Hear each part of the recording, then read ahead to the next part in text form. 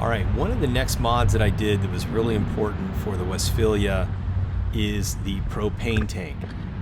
Mine just kept leaking, and you'll see here coming up where I used the tape. I took everything apart, tried to make it work, but no matter what I did, it was still leaking. So although it looked in relatively okay shape for its age, I went ahead and purchased a new tank from GoWesty.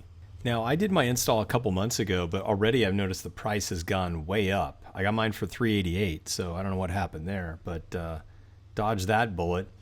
So this one is 10% larger, just so you know, which is really cool. They have larger tanks, and what you'll see as the video continues is the fit and finish, the quality is very nice.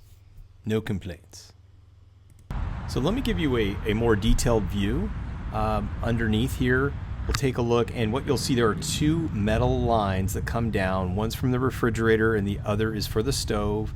There's a look at the tank, GoPro, stop and it's recording. held on by 4 bolts, which are actually quite easy to access. So what I did is I put together a wood frame with plenty of duct tape and my hydraulic jack, and prepared to support it in that way. So as I'm undoing this, it's held up by something. And so if you do decide to go ahead and do this, do it at your own risk. I'm not responsible, and maybe this is just for entertainment purposes. Maybe that's what I'll say. All right, so I'm going to be fast forwarding through quite a bit of this, but I thought it was important that you see visually what's going on. First thing I do is find the right ratchet set. Then I remove the metal protective plate around the gas lines and the base of the tank itself. And that actually is fairly straightforward to do.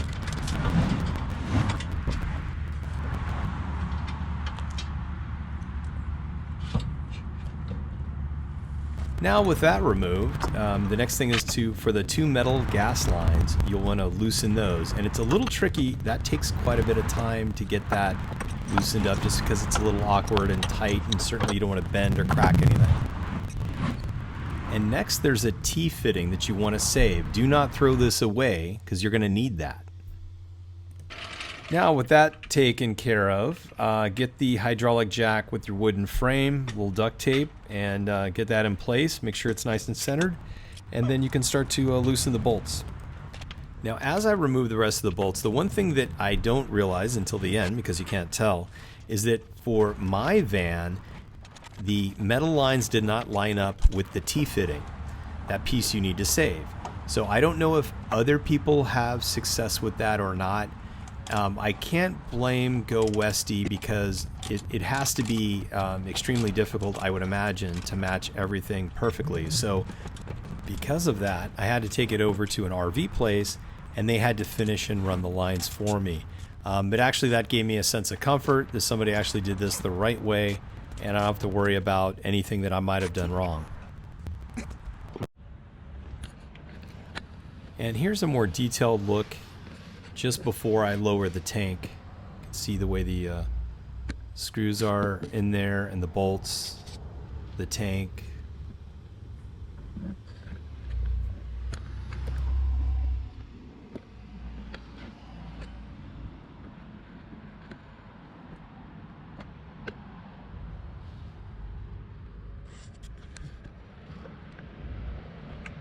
Okay, so now the lines are removed, the protective case is removed, everything's ready to go, and with the hydraulic support, I just slowly start releasing the hydraulic jack, and you'll see that lower, and there you go. Do me a favor, and can you just lightly hold the base of this, and just make sure it doesn't like roll away or whatever.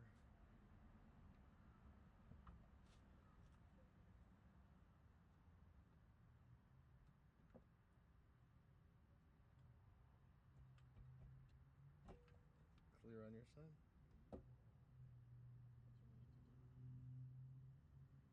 Just make sure, is it clear? Seems like it is.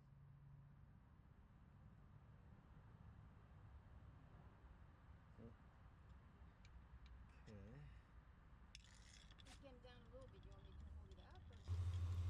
Now, please be responsible. Take this to a hazardous waste location. That's what I did. We have one here in Irvine.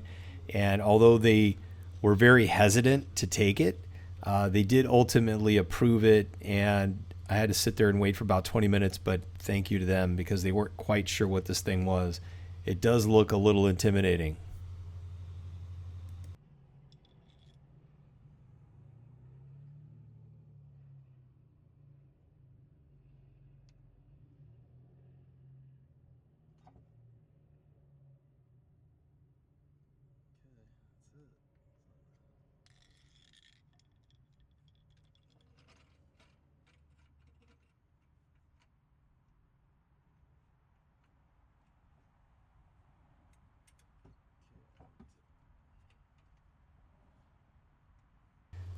And here you can see just kind of the way it's set up. I'm able to just brace it and just slide it off the wood, which is really what I was going for.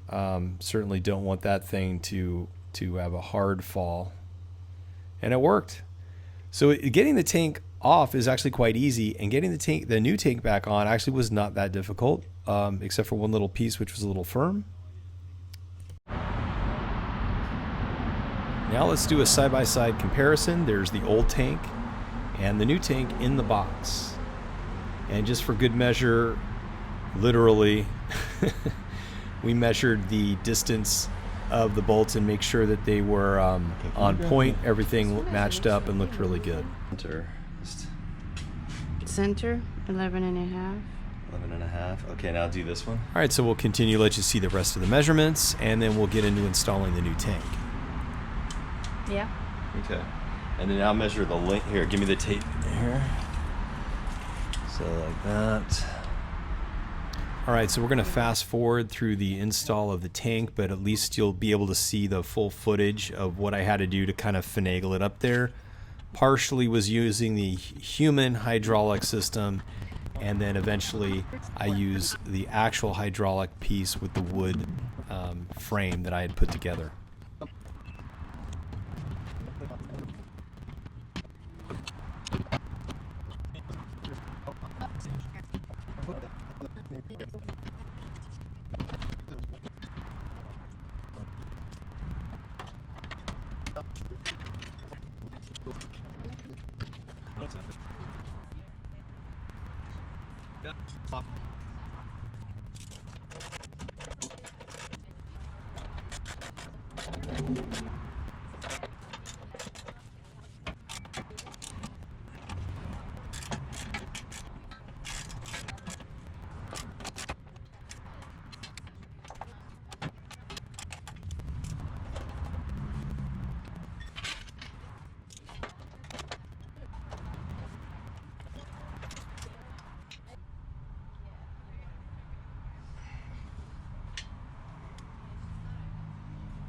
All right, after tightening the final bolt, here you can clearly see that T-junction.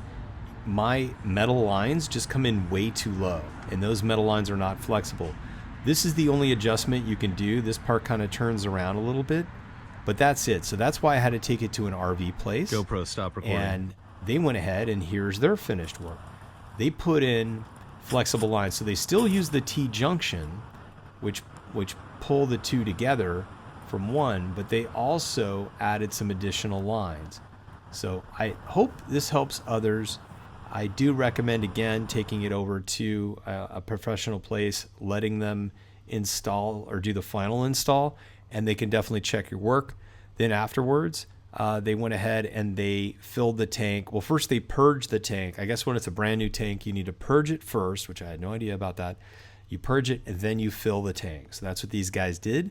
The total install cost for me in 2019, 2 months ago, was at like July, I think it was in July, was like $250, and that included the propane. So there you go. All right, so now what you've all been waiting for, let's light this thing up. So I've got my handy dandy lighter. I also, on the outside valve, you have to turn that on. And there you go. There's the blue flame. So perfect. Now I finally can go camping and everything's all self-contained. I love it. Hope this helps somebody. Thank you so much for watching. Please subscribe. We got some serious van life coming up. Take care. Bye.